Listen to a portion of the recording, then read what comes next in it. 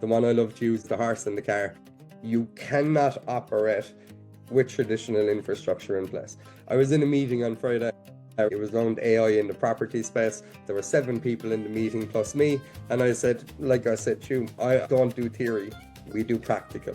So I said, how about you give me some of the big challenges that you have that would normally take you hours to do, and I'm going to do them all in 5 minutes. And they all started laughing and chuckling. The business owner was sitting across the way from me. I said, you're going to love this, they're going to hate this. And I said, and I'm not doing this for you afterwards, I'm just showing you once. So I asked the 6 people that were there, plus the owner, give me some of your big challenges. So they gave me 5 challenges. I proceeded to get AI through co-work, using it on Claude to analyse the company. They got some of the information wrong at the start, which backed up our chain of verification you needed to check. Once we got the solid information about 60 seconds in, I proceeded in the next 4 minutes to do more work that the team highlighted that would take us half of the week to do. So in 4 minutes, with no experience in the industry, none at all, having the right tools, the team, not Shane, 6 people, said to do the work that we'd done in 4 minutes would have taken the 6 of them half of the week to do. So that's the problem, is the owner, who is in his 60s, 70s, and he said it to me afterwards, he said, I want them working at the pace you're working. And I said, look, I'm not trying to be difficult to your team, I'm sure they're brilliant. I said, the point is I've spent 2.5 years building 10 to 15 hours a day every day. That's what you're competing against. You're competing against the person who knows nothing about your industry, that can come in 5 minutes and do more work than half of your team, or 6 people on your team that would take them 3.5 days or 2.5 days to do.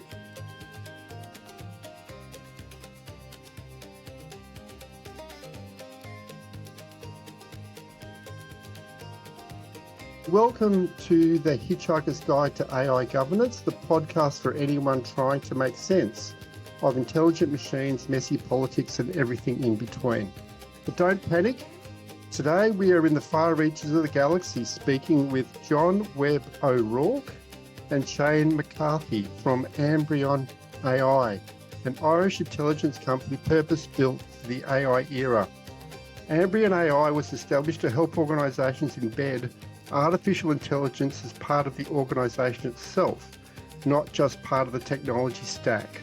AI cannot be bolted onto existing structures. It must be designed into the organisation's foundations, its systems, governance, data and decision making. John is a recovering lawyer and the Ambrion AI managing partner, and Shane is a serial builder of AI native companies and a part founder of Ambrion AI. Well, welcome to the pod, gentlemen. Top of the morning to you. Thank you, Bruce. So, John, where are you today? Bruce, I'm home here in Ireland, in County Limerick, in Munster, in the southern half of the country. You're probably very familiar with it, knowing your knowing the N17 and the Saw Doctors and your lights for that stuff. Indeed. As you say, I'm a recovering lawyer. I left legal practice a number of years ago, wanting to be more entrepreneurial. And I suppose I wanted to build things, but at the time I left to build houses and got caught up in the residential development fever. And I then changed again and pivoted a number of times. And now I find myself hopefully to the forefront of AI adoption, particularly through governance with Shane. Right. And Shane, tell us a bit about yourself and where are you? I'm in a place called Portlaoise in County Laois. It's in the middle of Ireland, about 2 hours from John, roughly. My background is in marketing and media. I used to run a big social media agency. I was involved in tech initially when I came out of college. I set up my first company a month after leaving college. Won loads of awards for that. That went reasonably well, but we just couldn't get product market fit at scale. So that was problematic. Then got into marketing, built one of the biggest agencies in the country. And then soon after that, got into media in the equestrian space. I own 2 media companies there, the Grassroots Gazette and Equitas, which is the world's first ever equestrian media brand for female equestrians.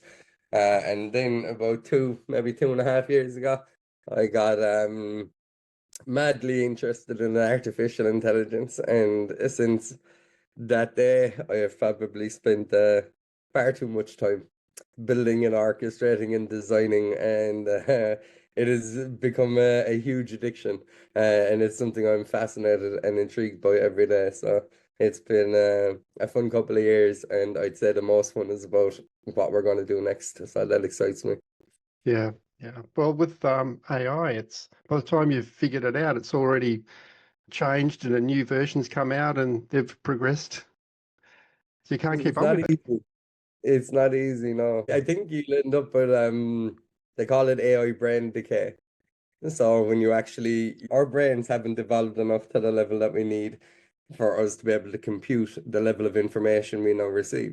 And it actually causes decay on the brain if you're not setting up your own personal infrastructure, right? I'm sure we'll get onto that later, but how do you handle huge volumes of information when your brain hasn't actually evolved to be able to handle that capacity? But at the same time, if you set up your, we'll call it your operating system in the right way, there is ways to manage that, there is ways to direct that, there is ways to use that very much as an asset and a benefit as opposed to a negative, but only if it's constructed the right way.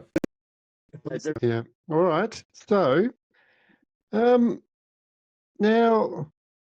what led you to launch Ambrion AI? What was Yeah. the trigger? Yeah, Which side of the story you going to tell, John? truthful one. Truth is always the best one. I suppose I head up the Audit and Risk Committee for a large national builders providers group with about 122 members in Ireland. And we were always looking, I suppose, in modern day around the whole area of privacy, breaches, cybersecurity. And yet at the same time, the progress through my friendship with Shane was AI development and AI adoption. And you know, when you look at companies and businesses, I found yes, there was a lot in the media about AI development, but there was nobody implementing it, or at least very little implementing it. But yet, at the same time, in Ireland, we had the EU AI Act, which was in essence back in August of last year when Shane and I sat down on this, was in existence for 2 years, and in the upcoming 2nd of August of this year, the Act is going to be implemented and enforced with quite significant fines where there are breaches. So Shane and I spoke about this, and Shane will tell you how sexy he found governance and what he was going to do. But I actually think our conversations led to a situation where, yes, we saw that we'd like to do something about this through, as I say, AI adoption, through governance. And Shane, on further investigation, found that governance needed to be embedded as from the get-go, and not something, as you said in your introduction, could be bolted on. So we've set up an Ambrion AI with a view to leading companies and businesses in the area of AI adoption, but more particularly AI governance. And I'd like to think we're to the forefront of that in Ireland, and we want to roll that out in other jurisdictions. That's So that. Shane, thank you for that, John. So Shane, what's the name mean? What's Ambrion? What's the relevance think there? that when we were trying to look for something, we wanted something that would stand alone. I'm a big believer in branded psychology behind brands. So if you look at the coloring of the biggest AI or the biggest social media companies in the world, have you ever noticed most of them are blue? Facebook, Twitter. Twitter. When you go down to LinkedIn, same principle. When you go to some of the biggest flags for countries in the world, they'll have navy or blue in it, or they'll have black and red. There's a psychology to how a brand should behave. So when you think of Apple, A at the start, an instantly recognizable word, and then they took the bite out of it to add a bit of personality to the brand. The same for us, we wanted something that would stand out. So Embryon stands out because it's different and it's not something easy to remember, but not something you truly understand, which is the same as artificial intelligence or governance in artificial intelligence. And then once we started building out the brand and what it could visually look like, once I saw the Ambrion logo, I absolutely fell in love with it. When that's what it is. You always know, I think, as like I've built hundreds of brands. Like to get to that Ambrion logo was 60 different logo designs. formatting structures, funneling down into what the identity was and what we wanted to stand for and what we wanted it to be. But I think when creating a brand, once you see it, you always know. You look at it and go, that's what I've been looking for. So when we saw Ambrion, when we saw the name available, when we saw the brand coming together, we wanted something that would stand out, something that would be different, something that would be memorable, and something that aligned to the psychology of brand building, A at the start of the alphabet, something that's rememberable, etc. I think that's important. And what John didn't say as well, by the way, is John did come to me about governance, at which point I said, no, John, I'm not touching governance. It's not sexy enough. That's why he aligned to the sexy thing. We were over, I was giving a talk at that conference around artificial intelligence and how people could use it or what they could do and the different ways you could involve it or embed it into your life. And then John came over and broached the subject of you should be looking at governance. And I don't know if I'm allowed curse here, so I'll keep it very polite. And I went away and said, no, I will not touch governance. This is said very politely now because I'm friends with John for years. So you can imagine Irish people being friends and you don't want to do something. It's usually not very calm. But my point was, no, I'm not touching governance. It's not sexy enough. It would bore the absolute bejesus out of me, and I'm not touching it. I proceeded for the following 4 to 6 weeks to go and investigate because I trust John and I admire a lot of the work that John has done. So if John comes with an idea, normally I will be thinking, what is he seeing that I'm not seeing, or what have I missed here, or etc. So once I'd done my investigative analysis, I was very quick to come back to John and go, okay, actually, I take it all back. Governance is really sexy. It is gorgeous. It's stunning. There's such depth. And to be fair, what has proceeded in the following maybe 4, 5, 6 months, governance is foundational to everything we do. I have the bones of 2,500 things built in the last two plus years. Me and John first spoke about this in August, John. Would that be fair? Yeah. I'd say August. So for argument's sake, analysis was done by mid-September. So between September and February of this year, so the bonds of 6 months, we have built hundreds. And I think it's somewhere around 382 different products, systems, architecture models,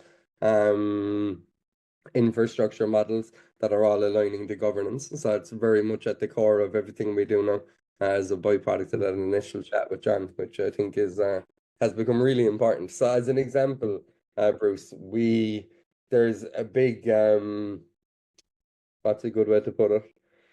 There is a big campaign going on in Ireland at the moment around fuel, around supporting farmers, etc. So we have a website that went live yesterday. But why I love governance is you can't, and I know we'll get into it later, you can't always trust artificial intelligence. I mean, there's warnings on every single LLM model, so ChatGPT, Gemini, Claude, Perplexity, Grok, etc. They have warnings down at the bottom saying you can't always trust AI. So I'll give you a really good example of the relevancy and the importance of governance in live scenarios. So we put an app live yesterday. It was built on Lovable. Lovable is a vibe coding platform. So what is a vibe coding platform? It is a platform that you can talk to in everyday English, flesh out your thoughts with it, and it will help you construct it into code that you can put into an app. So you don't need to know how to code, you just need to know how to talk to the AI, and it will help you build any type of app that you want. So we use Lovable, we use Emergent, we use VO, we use Riplet. Those would probably be the 4 that we use for vibe coding. In this scenario, we decided we wanted to use Lovable. So from Thursday through to Sunday, I'm building all this really cool stuff on Lovable, and it got to yesterday morning. I really wanted to be done before the Masters. And I asked Lovable a very simple question. How confident are you that we're ready to go live? And Lovable proceeds to tell me, we're awesome. We built the best thing in the world. This is probably the greatest thing since sliced pen. It could be more important than Jesus. That's the way the AI is. It's very sycophancy driven. At which point I obviously don't believe the AI. Now, where governance becomes relevant is we have a protocol system built within Ambrion. So if somebody wants to put an app live or a vibe coded app live, you run through the protocol. So there's 12 different layers to it. Layer 1, vet, check, approved. Layer 2, vet, check, approved. So went down through that yesterday morning. There was 20 issues that Lovable hadn't identified or hadn't acknowledged. So I could have put this live. And there's a survey with a live dashboard at the end of this website. So you want to be able to see visually what the people of Ireland think about this campaign. But if you would have put in your email, Bruce, somebody would have been able to see that you voted this way. You would have been able to see the patterns of behavior, which obviously we wanted anonymous. Yes, you need a verifiable email, because we know then it's not bots. But in its more simple way, the LLM or the vibe coding platform told us we're ready, we're good to go, Shane. We are safe and secure. Now, as a person in a governance company, and somebody who trains people on governance, I knew that wasn't true. So I go back to our protocols. There's 12 different steps to putting a system live, and you have to configure it. And literally all you do is copy, paste, put it in, check this, copy, paste, put it in, check this. So the system went live yesterday. And it went tested it live. yourself, and Yeah. you found that your app found 20 issues. Yeah. And that's the amazing thing. Like you need governance because you're not at the level of being able to trust AI that when it tells you something that it's true.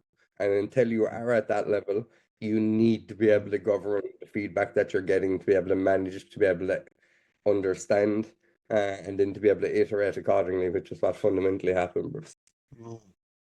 So thank you, Shane. Now, John, I too am a recovering IT consultant. So I've worked with many organisations over the last 15 years, probably over 40.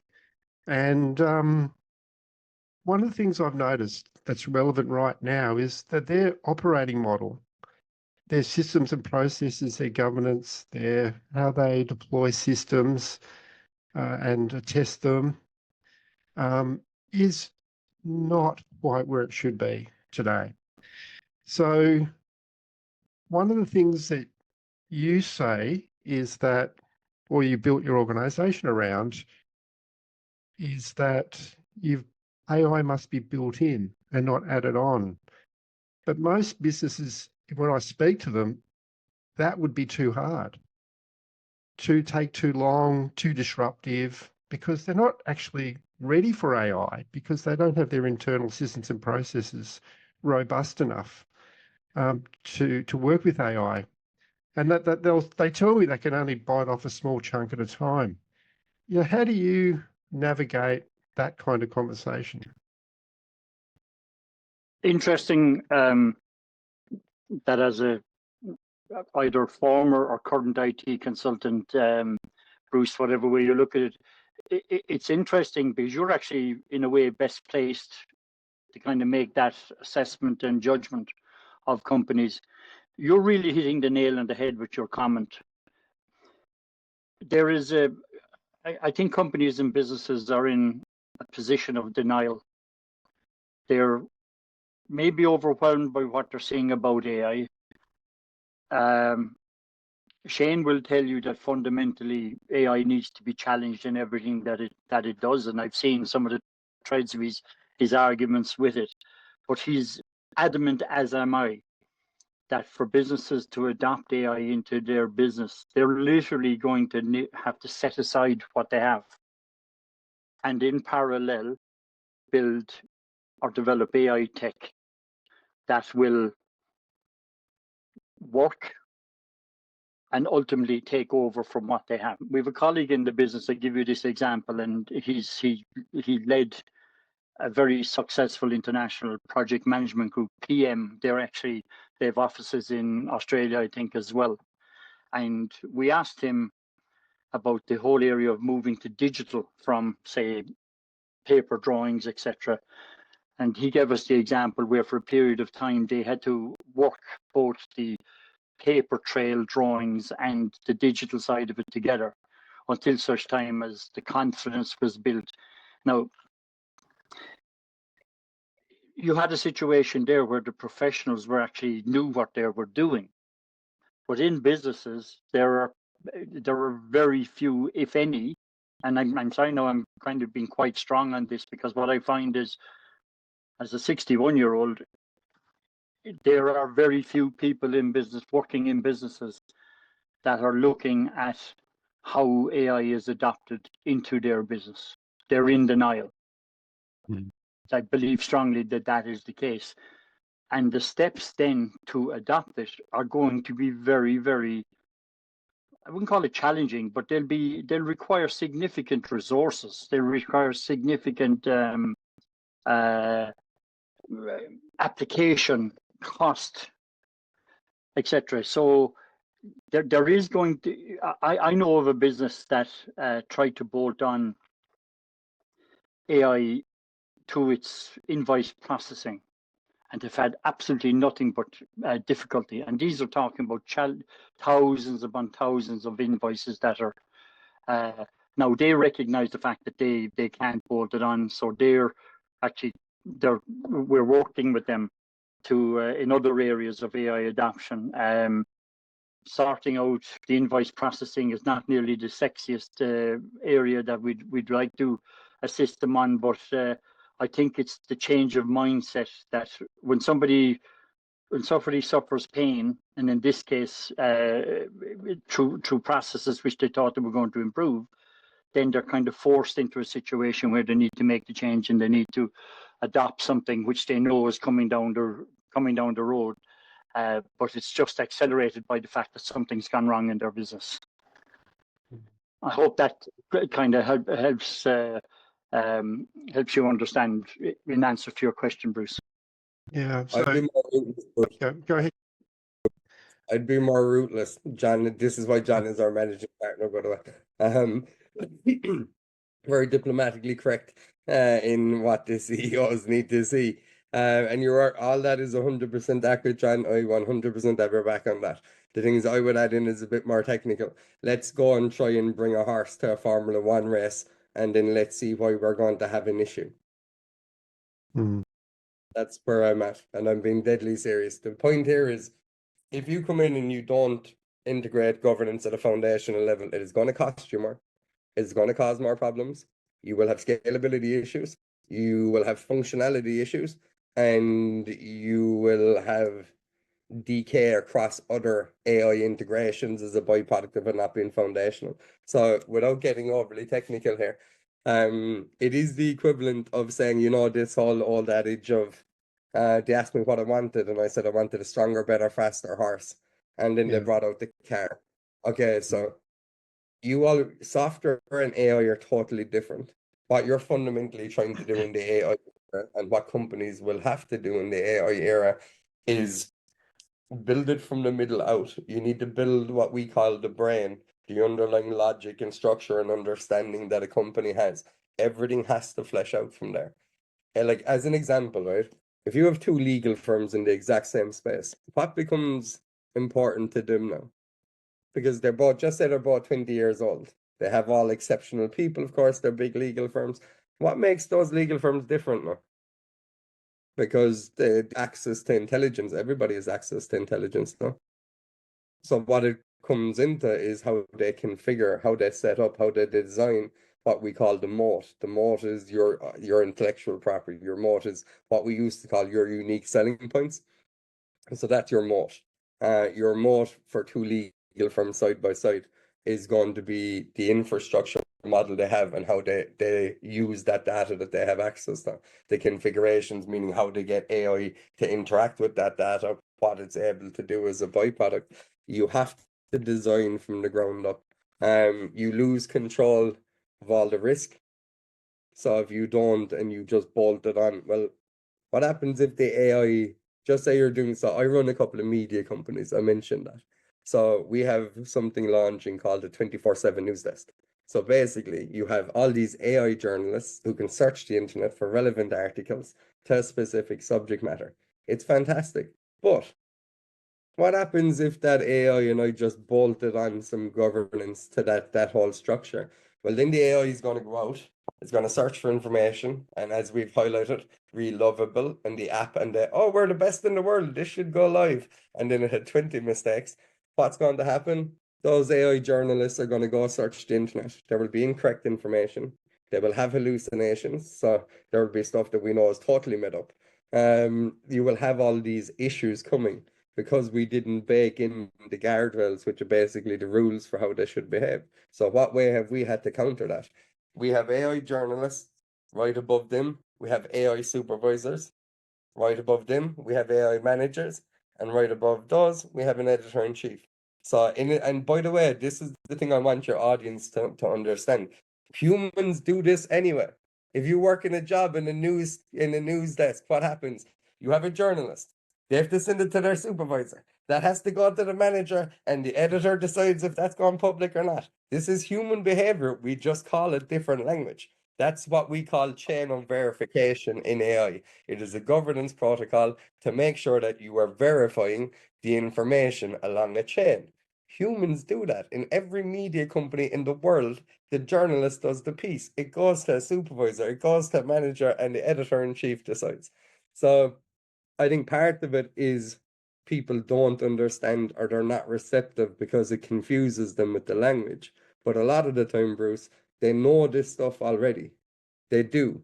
They just don't know the language around it. And they do the behaviors already because these behaviors are already instilled into their companies. So I think for us, if you don't bake it in, and I love John's point on the parallel bills, really smart way to do it. Run the two things in tandem side by side and then slowly transition across to the AI-driven, human-led component of it. But in its most simple way, you're going to increase costs, you're going to increase risk and exposure, you're going to decrease your ability to scale, and you're going to decrease your ability to compete.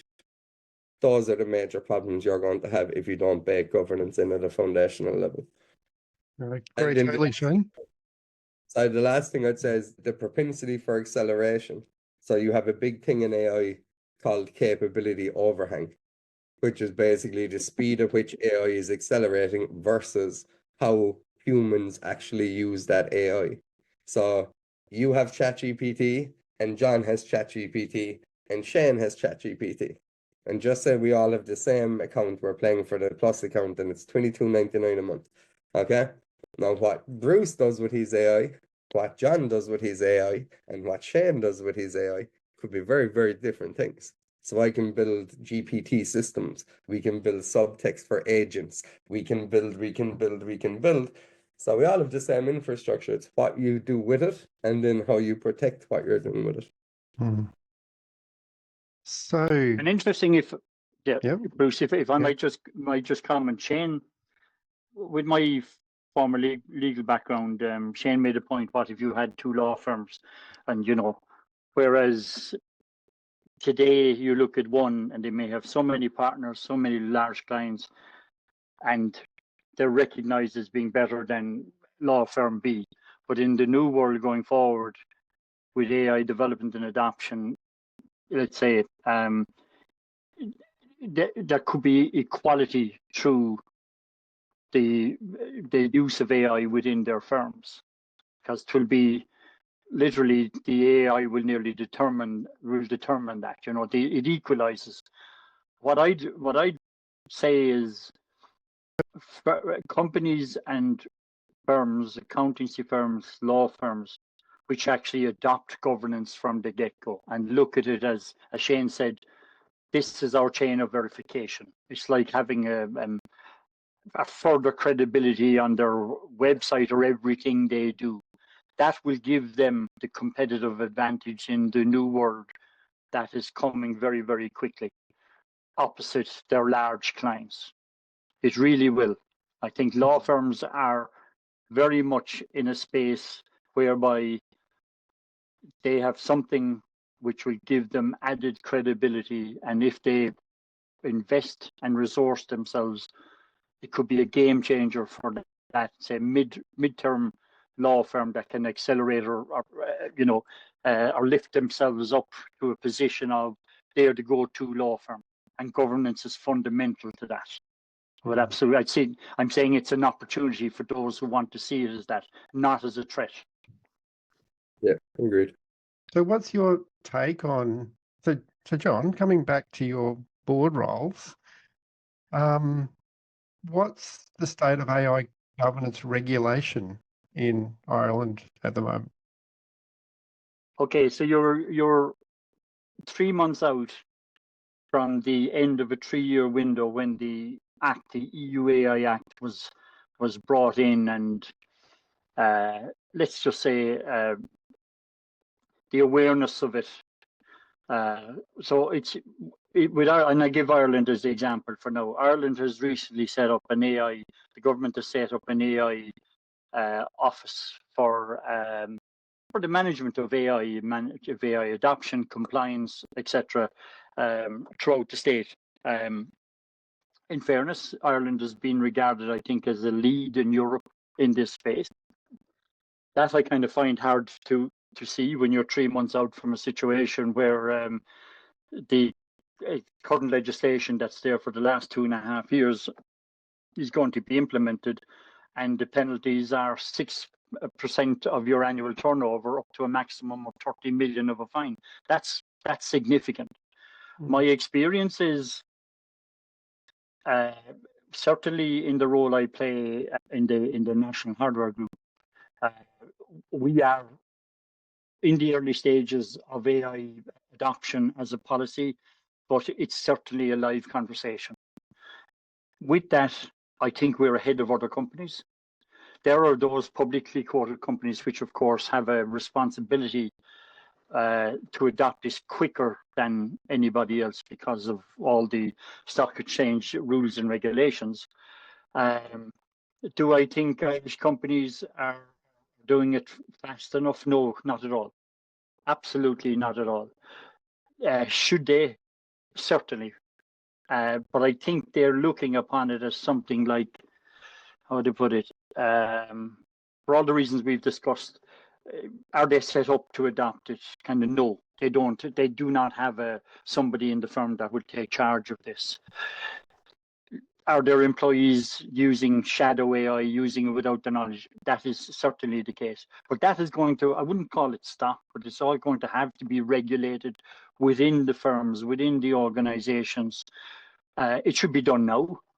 But will directors of boards and indeed owners of companies that don't have the formal board structure, will they be advised by their auditors and those that regulate them to implement the adoption of AI governance? They will certainly do that from August of this year. Will it be perfect? Absolutely not. But I think everybody, with the awareness and the way the Irish government are rolling out the office, there'll be a big public awareness campaign. Interestingly, and just by extension of that, we're here talking to you in Australia, Bruce, and the governance we're talking about today is global. It's you have your example. You're telling us about your Australia's 2-tier system. Say mandated rules for the public sector, guidelines for everyone else. To me that appears to be a bit loose, but at the same time, the very fact that there are guardrails being put in place, I think everywhere is looking to have a balance of adopting AI, but not frightening people that if you don't use it properly, we'll penalize you and frighten you away from adopting it. But as Shane has rightly said, if AI development and adoption brings in governance from the get-go, then you're on a journey of ensuring that your business runs properly, but also that's giving you a competitive advantage. Well, also look at the two things though, like you have different approaches to governance. So if you look at the UK, let's say, or you look at OECD, they have a principle-based AI governance. If you look at the EU AI Act, it's rules-based. So the principles the focus is on ethical guidelines, it's on outcomes and flexibility. The whole point is to be able to adapt new technology, encourage innovation, reduce the whole regulation, which is a huge problem as we can see in Europe at times. But it is very vague at times. It relies in a lot of ways on voluntary compliance, which is dangerous in the AI era if in the wrong hands. No, it does. It produces highly innovative and rapidly changing sectors. It very much does. But then you go back to the way Europe has done it or Ireland has done it. It's rules-based AI governance. It's specific prohibitions. It's compliance mandates. It's risk classification. It's stuff that is really, really important, but it adds layers of complexity, which adds layers of delays, which adds layers of frustration. So even in listening to you last week when we initially chatted around different things that were happening in Australia, as John just alluded to, I think when you're looking at governance on a global level, you need to start categorizing whether it's based on continents or countries or just regulatory, geo-regulatory infrastructure, where you go, this is what it is in America. This is what it is in Australia. Here's what it is in Europe. Here's what it is in the UK. We have to, and companies have to, and this is important, understand the regulatory infrastructure or compliance infrastructure needed based on the jurisdictions in which they are operating in. So if you have a company in Ireland and you want to be in the UK as well, the governance component has to change because one is rules based and one is principles based. So I just wanted to bring that as well to the attention of your audience that if you are a global player, you have different jurisdictional responsibilities based on governance and based on compliance. And if you want to operate across those jurisdictions within your foundational model of governance, you need to understand what is expected, what the guardrails are, and what compliance actually looks like. So if a regulator was going to come in, what would they be asking you? Why is that important? And what infrastructure do you need? And in its most simple way, if you can do that, you guarantee yourself global compliance. And if you can do this with it baked in at a foundational level, Bruce, and this is the big thing that we haven't addressed yet, is it lives and grows with you. Like the whole point here is to build an organism, to build a living being, an entity. That's what ChatGPT are trying to do. That's what Claude are trying to do. It's can we get to artificial general intelligence? And if you get to that point of artificial general intelligence where AI has the capabilities to behave and think at human level of how a human brain works, then what will most likely happen, well, I'd nearly be certain, but not certain in the AI world, or 100% certain anyway, is that your governance grows with you. That as a change is made in the EU AI Act, that the system knows and understands and then it mitigates the risk on that. Something changes in Australia, that gets embedded into the underlying brain, the underlying infrastructure, your governance infrastructure, and it grows with you. Whereas trying to bolt on loads of these remedies or solutions after the fact as policy changes. Well, I put it like this, like you take Europe as an example, and it's a really good one. Europe, the ombudsman, etc., around governance promised that in March of 2026, in February, sorry, of 2026, that we would get feedback on Article 6 of the EU AI Act, which is basically high risk sectors.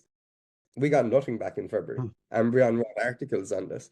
Why? Because things are changing in AI so much that even the people who are trying to draw up the rules, the regulations, and the guidelines are struggling to keep up with that acceleration.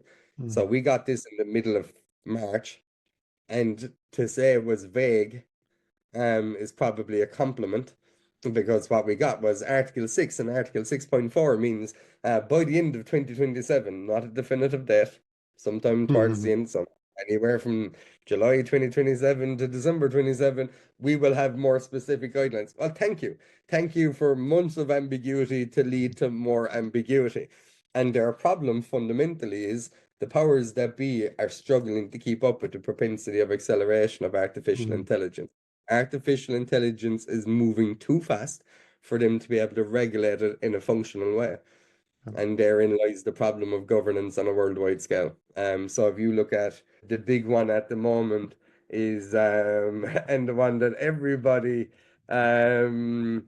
is worried about is of course Mythos, which is now in the hands of 42 companies globally. It is Claude's new system. It is the evolution of Opus 4.6, and Claude produced it, and they got so worried about its capabilities to hack systems, and I mean government systems, hospital systems, army systems, that it's after giving the technology to 42 companies globally so that they can protect themselves from the AI that they're going to embed. Now, to just put that into perspective, you've built technology that you're so afraid of because of its capabilities to hack, its capabilities to bleed into companies, to get access to information it should not have access to.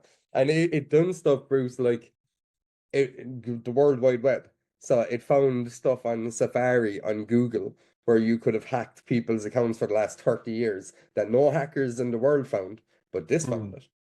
So you have intelligence agencies all over the world now trying to get their hands into this. The point is, AI is going to accelerate that fast that we need to build the infrastructure that allows us to move at the pace that it does, or we're going to be in a very precarious position. So I admire what Anthropic did to give this out to companies globally, because they're very worried about its capabilities. And it reinforces the relevancy of this podcast, the relevancy of Ambrion, the relevancy of governance as an infrastructure model for companies. It protects and it will protect what we need to do in AI going forward. It becomes very important. So our two-tier system, the lower tier is the guardrails model, where we've got 10 guidelines, and we've got a prescribed rules-based system, which is the 42 statements. Now, the government has indicated that at the moment it's only the Australian Public Service plus their suppliers, anyone who supplies services like managed services into government, and also consulting services, so the big four, PwC, Deloitte, etc.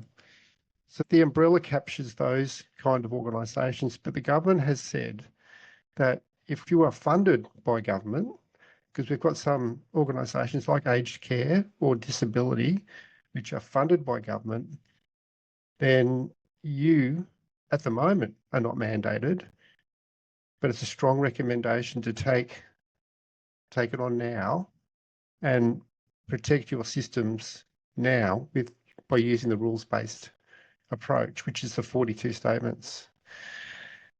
And also the government has also signalled that over time, everybody will have a mandated approach to AI governance. But as John and I spoke about earlier, organisations are not ready. I mean, they're just been slowly moving to the cloud.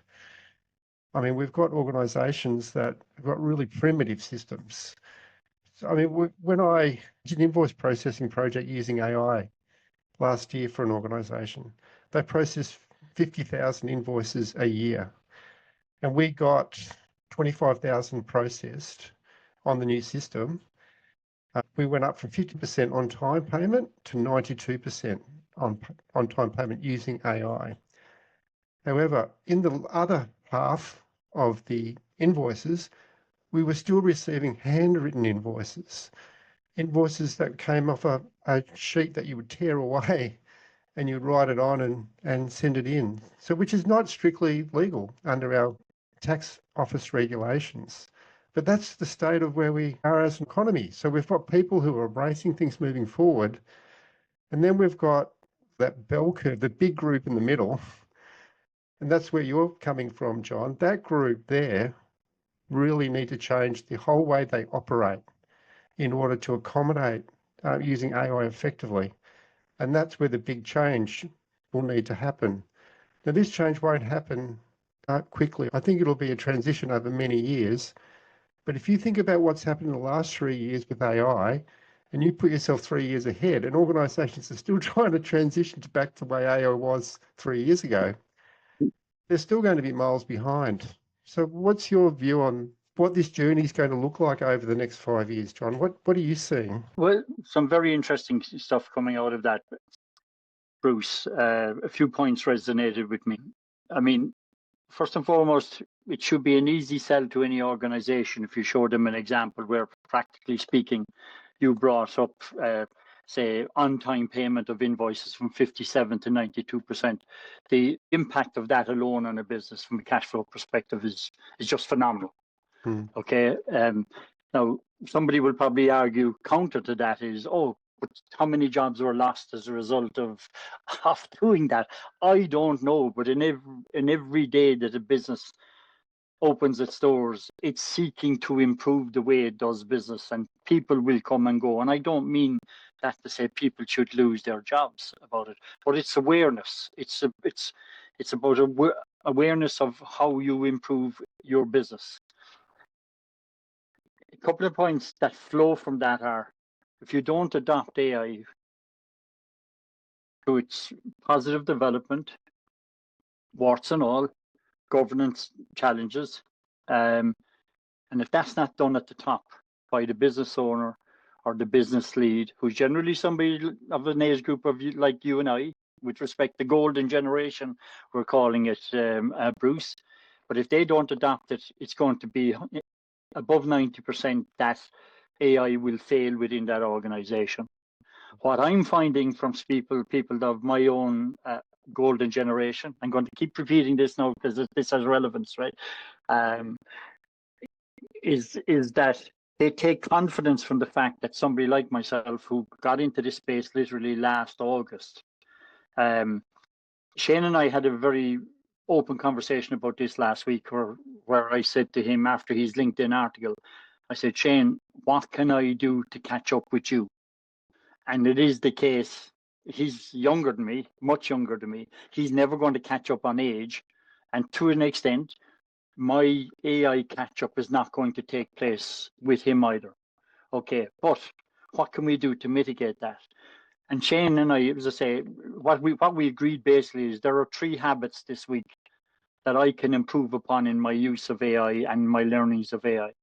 I can have 3 more next week.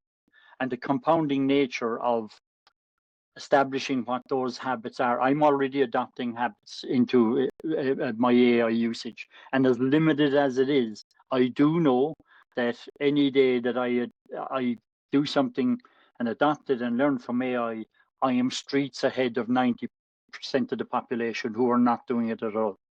Right? The very fact that we're in a conversation here, Bruce, and that, you know, we're improving our understanding and knowledge of it. You know, I've seen from what you've told us and what you are doing, that you're, in my eyes, certainly to the forefront of what's going on in Australia there. Maybe you don't realize it, but from me looking over, you certainly are. You know, and I think that if more of the golden generation set aside their, I wouldn't call it naivety, but their kind of inbuilt concern, their inbuilt defensive mechanism, which says, I don't understand it, so I shouldn't go there. If they can set that aside to take small steps, they'll actually transform themselves into leaders within their businesses. And these are people who are retired as well. You know what I mean? It's you know, I'm seeing everything online that says, oh, the 19-year-old that can do vibe coding and write their own career. Why can't the guy in his 60s who learns vibe coding and habit forming and say whatever number of actions become proficient? We, as Shane said previously, I think we all can talk. Some of us, like myself, can't shut up. But you know what I mean? If you have confidence enough, which we all have to an extent, and you can build that confidence, you are in a very advantageous position to become proficient in AI. And if you become proficient in AI, then your business will benefit, your life will benefit from taking that step. We shouldn't be afraid of it, but we certainly should challenge it. So John, I've been reading about the UK Horizon Post Office debacle that's been going on for 20 years, for when people trusted the system and the system was wrong. But court cases, suicides, it was awful. And the system is still there. They can't get rid of it because it's too big and hairy and there's too many tentacles. So I guess my question for you, Shane, is what is it going to take? We've had that many failures already in Australia. we've had a government that's not keen on regulating only because they know that a lot of companies are not ready. So is it the fact that their AI could cause them a PR disaster? They could be a headline on the news. Is it the fact that they could lose money and lose customers? What is the message that would make people pay attention? I'll be honest, I don't really think it's that simple. I think it's fairly clear at this moment in time that if you don't have the proper security settings, that AI is going to be able to hack systems at a rate no human has ever been able to do before. So that has been very public discourse, okay? That's the mythos thing, right? Everybody's talking about it. The company who released the system could make hundreds of billions to release it early, but they're afraid and they made the system. They'll lose money. No, because if you look at John's approach earlier, and he's talking about the EU AI Act. So companies know that they can be charged up to 3.5 million or up to 35 million or etc. Those are very transparent numbers. Is it accelerating people's adoption of AI or the EU AI Act? No. So you know that there's been endless issues in Australia, as you've just alluded to. Has that accelerated AI adoption? No. You go and you look, so I'll keep going here with 20 more examples, right? But what you're seeing is there's a detachment. There's a detachment from reality of the world we live in. And this isn't to get overly philosophical or deep on it, but there is. There's a detachment, and they call it capability overhang in some respects, go the other direction on it. I think people need to be able to compartmentalize what they need to do, how they need to do it, what's relevant to them, and how they need to embed this. I think the issue at the moment, Bruce, is everybody's trying to look at this big, huge thing, and it's really scary. Whereas if they take sections and compartment, like you do in any company, you make divisions, you make departments, you find a way to how to get that department operational. Then how does that flow into the bigger infrastructure, your company org chart? And then how does that flow into the value we need to generate for the owners or the shareholders? So look, in its most simple way, what do I think needs to happen? I think people need to go through migration education. And what does that mean? I think you made a really good point at the start of this, Bruce, which was you can learn so much and then it's just there's so much more to learn because it moves so fast. And I thought it was a great way to put it. So what you need is what we call migration education. What is that? It's a learning model that is just always with you. You imagine you're at number 1, the migration is to go to number 10 and then number 20. It is a continuous journey of improvement and learning in artificial intelligence. I think above all else, what do I think companies, people, even governments need to do? They need to commit. You know, this thing is going to be the biggest change since electricity. That's the magnitude we're talking about here. It will be life altering. It will change how society works and operates. I firmly believe you'll have robots going doing shopping. I firmly believe that you'll have humanoids working in the home environments to do washing clothes, this clean up, hoover, all of this. I firmly believe that you're going to be driving things through glasses, that in the next few years you will not have a phone. You won't. You're going to have some AI connected into how you work and how you see the world.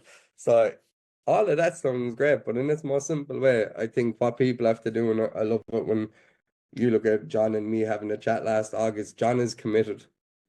John is in his 60s, as he's highlighted there, but it doesn't matter. It's like the people who have the biggest advantage here in the world are the people who are 55 to 75. Why? Because the 19-year-old over here that wants to do cool stuff with AI has no life experience. None. They have no understanding of the pain and torture of scaling companies internationally or managing huge teams. They just know how to talk to ChatGPT. So the people in the world that have the biggest advantage here, if they look at it the right way, is 55 to 75-year-olds. Why? Because they are the last group worldwide where all of their learnings has come from human interaction. It has come from lived experiences. It has come from scars and hurt and failures and successes.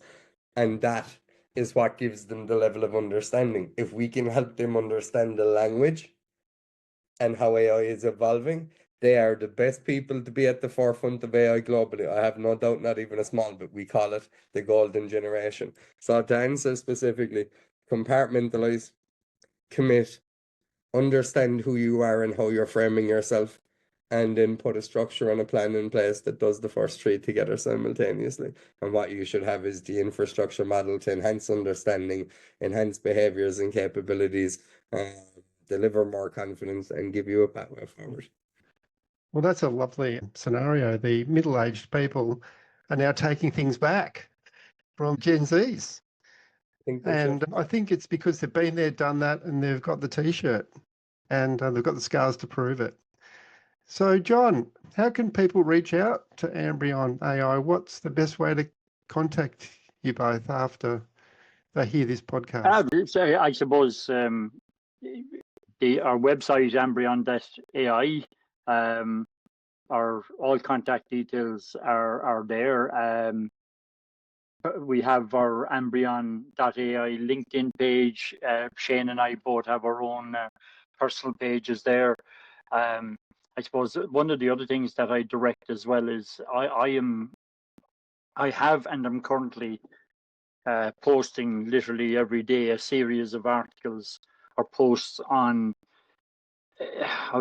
simplifying how the golden generation should consider AI in easy steps, and I'm building in an element of governance on that. Over the next couple of weeks, what I want to actually transform is those posts will then go more towards governance leaning, let's just say. Okay, and but I think yeah, I mean, again, I'm using it as an opportunity, I suppose, to be contacted through those platforms. We are, however, in the early stages and soon to launch. We have governance in .ai, or media arm of the website. Okay, that will be something that will be very, very live. I'm going to ask Shane to comment on that a little bit more, because what we're going to have is the benefit of his years of experience in rolling out the media platforms that he has already done for Equitas and Grassroots Gazette. I think we have a problem, Bruce, that and I'm going to be very, I may get flack for this, but we're going to go at it anyway, and I can be given out the letter. Most of the consultants in the world have no clue what they're talking about when it comes to AI. No clue, not an iota. They are really good at reading theoretical stuff from a book, but when it comes to the semantics of building, I had just got a text message there. Somebody asked me, this is literally moments ago, Bruce, are we sharing this today? This is something got to do with the big campaigns in Ireland, and like I highlighted, I had to go through the 12-part test to get the vibe coding app live. Now, the point is, that's taken 4 days for me to get the regulatory stuff around that system live. Somebody's asking, can we finally put it live today? Yes. The point is, why I'm saying that is, consultants won't have any clue. They will believe Lovable. Why? Because they don't understand that Lovable is misrepresenting information, or they won't understand the statistics behind it. They'll go in theory, well, if you ask the AI this and you say this and the AI says this, then you're okay. Okay, but what about the 45 other things over here that you didn't ask it that you need regulatory guidance on? So a lot of consultants worldwide are based on theory. They're not accurate when it comes to building. I have built thousands of things with AI. I have 400 or 500 GPTs alone built on ChatGPT, 20 or 30 which I use every week for myself. John has stuff. We have councils built that help us, etc. The point is, we are architects, we are builders, we are creators, and I believe firmly that most AI consultants in the world need to have those, like we said, read the golden generation, those scars, those failures, those this didn't work. That's how I know AI, because I've done 100 integrations and I know that 40 times this thing broke. So I know that that's an issue when I do my 101st integration. The point is, governance in AI will be around framing AI in the right way. It's around a lot of the stuff we've talked about on this call. Educate, engage, inspire, show insight, give guidance. show what way we should be talking about this, show what way we should be asking questions. If somebody says they want to do A, B, and C, how do I respond? Here. If somebody says, I'm about to put my governance podcast live, what are the most important things that I need to do as a podcast host to protect the integrity of my podcasting infrastructure? Well, Bruce, head on over to governance.ai and click podcast, and you will find articles relevant to any podcast host in the world. Or you're a CEO who is, as you put it earlier, still using paper. Excellent. You are probably one of the luckiest people in the world. You don't have to deal with loads of tech you've invested money into that is not going to work with AI. You have a chance to just totally flip the book and just jump into AI. But where will you read that? You'll read it on governance.ai. The whole point of that site, I think, is to empower change, to enhance capabilities and understanding, and to give people a pathway, a personalized pathway to their own journey within AI. Between us talking about it, we have some AI journalists built in specific subject matter areas, and then we will also get people and specialists worldwide to come in and give their insights. So I will be very lucky and very much looking forward to interviewing you on what is going on in Australia when governance in AI goes live. So look, I think that'll be somewhere around mid-May. I think that's what it's looking. I think we're probably 4 or 5 weeks away from launching that. It's under construction at the moment. We're very excited about it. So I was happy to hear our managing partner, John, bringing that up. One of the things I just wanted to touch on, Bruce, is and what I've seen from the LinkedIn posts. I've made a point of, I mean, Shane is so, let's call it technically more advanced in this space than I am. But one of the things that I have done with his posts is I've reposted them and kind of given my recommendation as something that in the reposting, in other words, simple as read this, it will be of benefit to you, right? Not quite the words, but interestingly, having done that in a couple of posts recently for Shane, a lot of people that were connected with me did actually go and read it because I added, let's say, what I call this third party credibility, right? They might know Shane, but if they see that I'm doing it and they know me personally and professionally, it's as if it's giving them a degree of comfort to actually look at something and read it and understand and ask questions, and if we follow that process of what we, I suppose, call it hand holding and take people on a journey, we'll develop our business and we'll gain their confidence from doing that. One of the other things I would say about anybody looking at adopting AI, and particularly from the area of saying, yeah, I want to get into AI, but I don't understand the governance part. They actually work hand in hand, right? So I would say, look at the governance, look at adopting AI with governance in there from the get-go. You do that, you get certain security, compliance, you're doing the right thing. And what actually flows from that is actually opportunity, because the person is doing that, then they'll see, well, hold on a second, what can I do more for myself here? My experience. I'm developing something with Shane where, quite simply, I was driving the car last Saturday week, coming home from visiting my mum, and I started chatting to Claude while driving the car.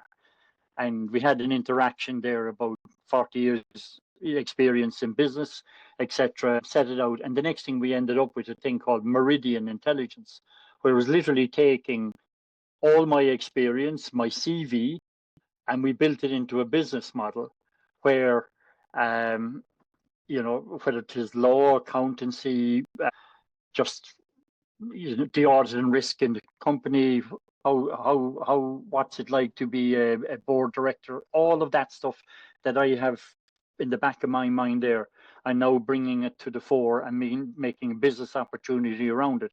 And Shane and I are going to advance that as well, solely because the Meridian Intelligence takes us to another audience that we can introduce our Ambrion AI. It isn't that we're divesting ourselves, but through these other areas and other arms of AI, we're actually bringing other people in. So Yeah, I'll leave you with one simple analogy, Shane. I think you'll like this, and you'll get this one too, John. So if you look at Toyota versus Ford, the Japanese had to compete with Ford. And so when you think about how many defects or errors or reworks required in constructing a car on a production line, well, Ford had 25% of its workforce fixing things once it came off the production line. So there would be a man in Tennessee, a big hairy guy with a big mallet, who would knock things into shape before they were able to be sold. But when you look at Toyota, Toyota has no one in that quality control at the end of the process because they built in quality control through every stage of the process. So that's kind of how to think about governance and AI, because if you build it in to every stage of the process, you don't need people at the other end fixing failures. Nice one, isn't it, Shane? Finish on. that I will absolutely. I'm just going to tell people, you will, just so you know, when you hear us say that line in future, it came from Bruce on this podcast. This is where it started. So in about 3 years' time, you see us very publicly at some huge conference worldwide using that phrase. You know exactly where it came from. Bruce on this podcast right now. Bruce will go, I told him that story. Go back and look at this podcast 3 years ago, and you'll see I gave them that idea. I can look at organisations two ways. Are they a Ford or are they a Toyota? And then we can work out what their response to AI is going to be. I think you can look at this whatever way you want, but if you're in business, I love the Ford and Toyota analogy. The one I love to use as well as the horse and the car. You can't be in the AI world when you have AI agents and multi-agent systems, artificial general intelligence, and then moving towards the scariest of them all, super intelligence. You cannot operate in those environments with traditional infrastructure in place. The simple point, I was doing work at the weekend. Sorry, I'll give you another example and I'll keep it short and sweet. I was in a meeting on Friday. It was around property. It was around AI in the property space. There were 7 people in the meeting plus me. And I said, like I said, I don't do theory. We do practical. So I said, how about you give me some of the big challenges that you have that would normally take you hours to do, and I'm going to do them all in 5 minutes. And they all started laughing and chuckling.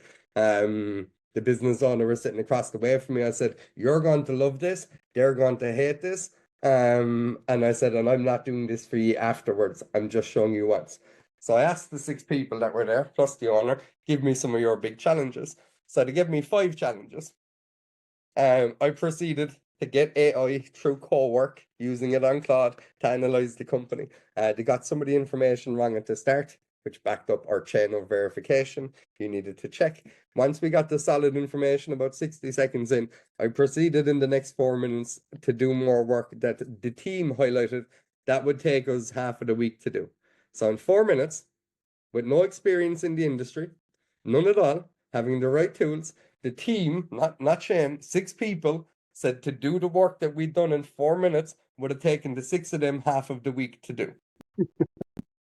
So that's the problem, is the owner, who is in his 60s, 70s, and he said it to me after, he said, I want them working at the pace you're working. And I said, look, I'm not trying to be difficult to your team. I'm sure they're brilliant. I said, the point is I've spent 2.5 years building 10 to 15 hours a day, every day. That's what you're competing against. You're competing against the person who knows nothing about your industry, that can come in 5 minutes and do more work than half of your team, or 6 people on your team that would take them 3.5 days or 2.5 days to do.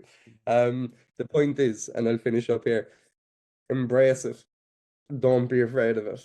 Compartmentalize it if you have to do it in bite chunks, but have no doubt in any way, shape, or form, AI is about to change the world to the level of which the industrial era did, or the industrial revolution did, or electricity did. And that's the reality of the seismic change that's coming. We cannot fight it. We cannot ignore it. We cannot duck our head in the sand from it. We have only one thing we can do, which is understand it, embrace it, and execute. And that's really it. And sorry, Bruce, regular governance. I should have said baked at national level. I just wanted to add, because I actually didn't answer your question the last question. I went off on a tangent. You were asking me, I suppose you had a time, 5 years, what do we see? Where does the future hold?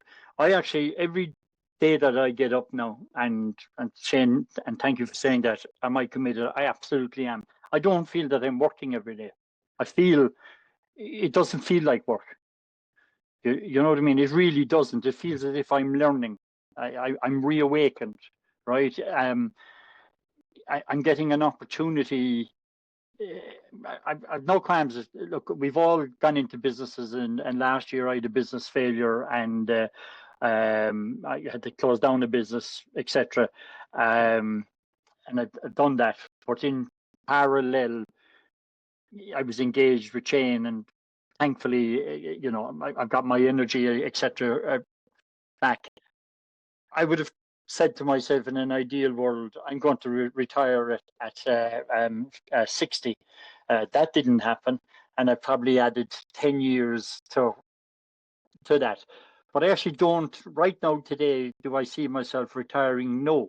But in 5 years, I won't retire because I won't want to. Where AI will be in 5 months, I will be very excited. Where it'll be in 12 months, I'll be very excited. What I do know is I'll have an opportunity to decide what role I want to play for myself in AI. And what I do know is I'll have an infrastructure around me, and I'll have agents working for me, where somebody on the outside looking at me will think, Jesus, John is getting through a lot in his mid-60s, isn't he? John is sitting in his someplace with a computer, realizing he's half the world fool because he decided to adopt AI and embrace it. And getting back to what Shane just said there, right, this is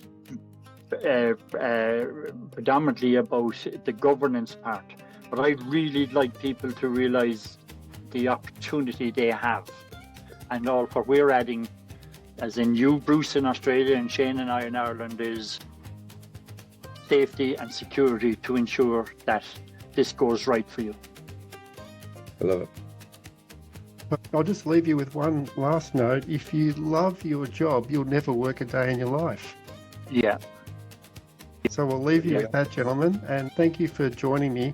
This has been the Hitchhiker's Guide to AI governance, and thank you to our listeners out there. If you want to reach out to either John or Shane, you can find them on the Ambrion AI website. Thank you for having us. Thanks so much, Bruce.